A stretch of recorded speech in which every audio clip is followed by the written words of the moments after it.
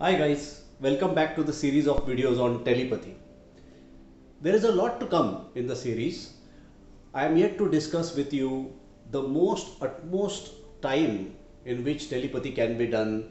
Is there some exercise of the brain which or some music for the brain which charges up the brain to a particular limit such that you can perform telepathy better?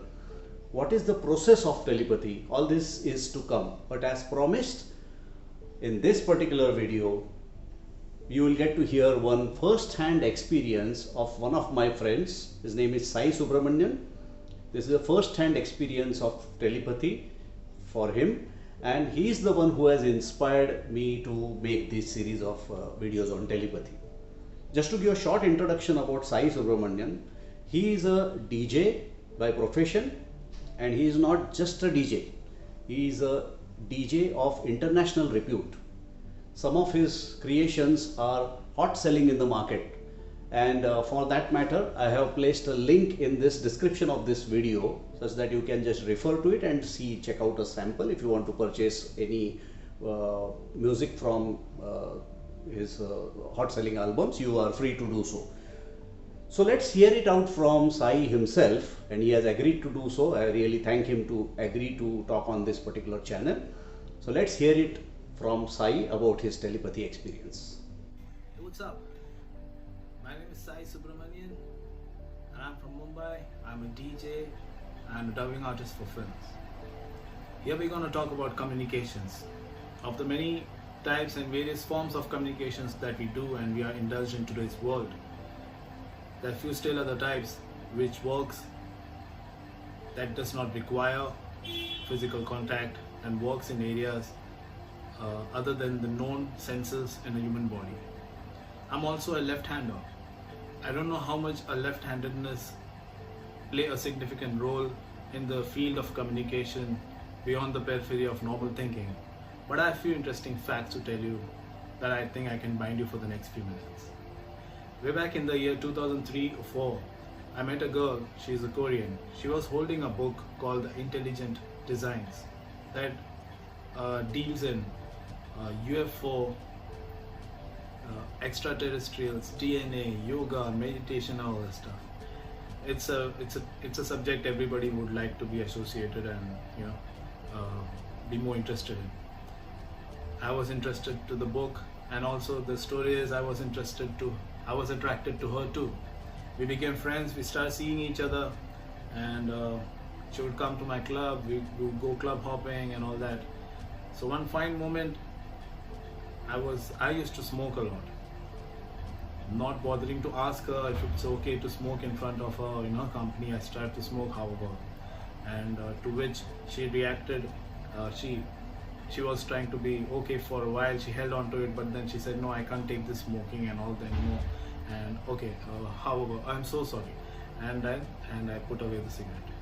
But at the same time, I asked her, "I'm fighting the cigarette habit. Would you help me out?" And she readily agreed. She showed me few yoga exercises, easy ones, of which one is oxygenation. Like you sit cross-legged and this way, inhale and exhale. That's it. But the most important point is to do it regularly in a given time, in a specific time. So I would go to my work in the evening, 6 o'clock. So I would do this by around 4:30 p.m. Sometimes in my convenience, I would shift to 4 or 3:30 p.m. also, depending. So this is how I continued to do it, because any which ways I was smoking, my health condition had worsened because of playing in clubs, late nights, lot of sound and lights, and also drinking at the same time. So however, I wanted to fight this habit, and I got to know about this, and I diligently followed it. 3-4 months After 3-4 months, she left for her country. She's a furniture specialist in her country, and she left. Her work got over and she left to her back to her country. 3-4 months and 10 months, or close to an year, I was still doing it, but the smoking habit was still on. There came a point when I was getting ready to get back to work.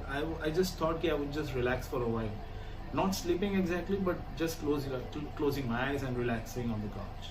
In that particular nap, I could feel she's right next to me. I sensed her, I felt her, sometimes on my left, sometimes on my right. She was trying to communicate with me, or she was trying to do this, nudging me, trying to wake me up. And I woke up scared, because I knew that she's not here, she's in Korea. But I was scared. And those random way of dreaming and all that activity going in my brain, it really shook me out. And I happened to call her a few days later on. I'm talking about 2003-4. That means we never had Facebook, or neither not Twitter. So well, yeah, the only form of communication was to email her. So I called her up a few days later and asked her, "Are you in Mumbai?" She asked, "No, I'm not." She asked me further, "How is it going? Have you done with the habit? Have you kicked it?" I said, "Yes, I'm almost there, 90%, because I'm feeling okay. I'm feeling more focused. I'm not getting tired, and I'm feeling even the other problem that I had was of cough and all, and frequently I would feel feverish and stuff like that. Everything is gone. I never knew when it was gone, but everything was gone." So I said to her, and she said, "Yeah, that's a great news. But I wanted to know, I mean, how did I feel you? Because I know okay, I'm not sleeping. Then how could I dream about you?" She said, "Okay."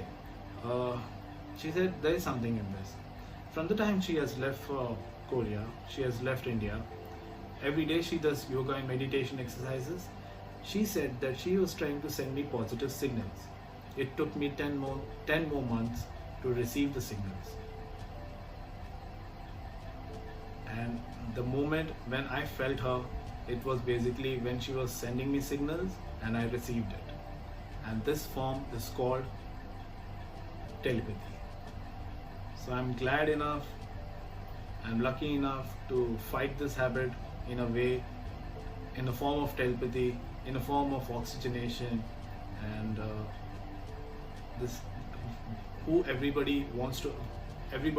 the whole world wants to do this. And I'm glad that I did this. It happened to me once in a lifetime, and there were a point where I got back to smoking again, but I could figure it out that I could leave this any moment. If you ask me to smoke now, the kind of taste I would have is like the day one of smoking for a smoker. The toxins and nicotines are all out. That was a time when she was trying to send me signals, and when I felt her, that means I was more focused and more pure, that I fought this habit, and I've become more effective in a way that I can receive these type of signals. And the power of communication, the power of telepathy that I have experienced is I owe this to her, and I diligently following the meditation exercises, and this could only be possible because of all these that I followed. And I'm glad that I have experienced the power of telepathy once in a lifetime. Thank you so much. Thank you very much, Sai. That was really awesome to hear it out from you. And thank you, viewers, for looking out for this video. Bye bye till we meet again the next time.